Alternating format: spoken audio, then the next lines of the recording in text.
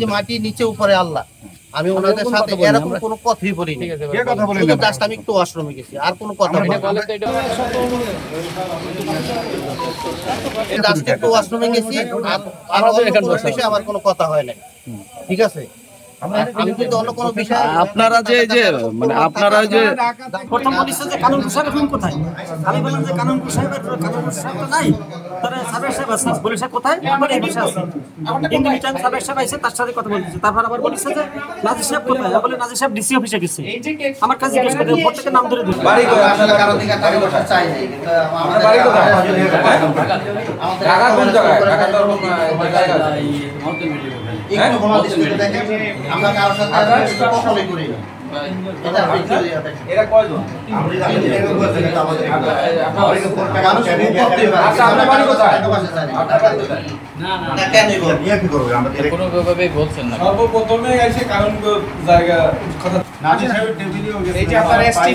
Shea butter ও vitamin E সমৃদ্ধ lily হালাল beauty soap, তারুণ্যময় উজ্জ্বল ত্বকের জন্য।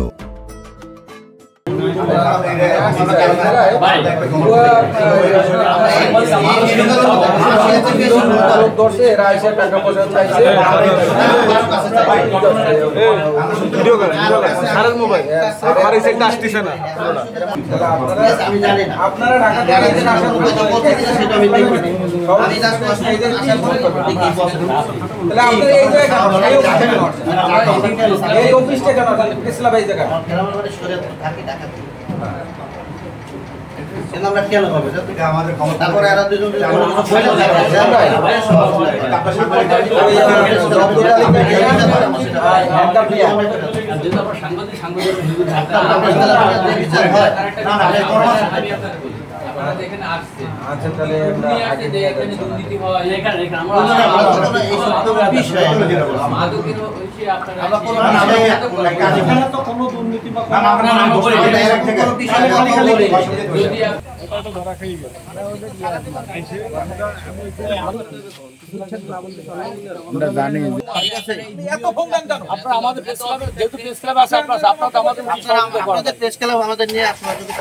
আমি আমার অফিসে থাকা অবস্থায় ফোন পাই যে এখানে 3 জন সাংবাদিক পরিচয়ে 3 জন ব্যক্তি এসে অবৈধভাবে টাকা দাবি করছেন।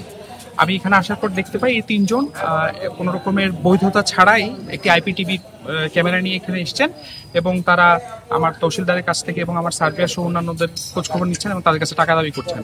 প্রেস ক্লাবের সাধারণ সম্পাদক এবং প্রেস ক্লাব সভাপতির সাথে পরামর্শক্রমে আমরা এখন থানায় দিয়ে দিচ্ছি এবং আমাদের তহসিলদার যার কাছে টাকা চেয়েছেন তিনি বাদী হয়ে মামলা করবেন। পরবর্তীতে আপনাদেরকে বিস্তারিত জানাবো।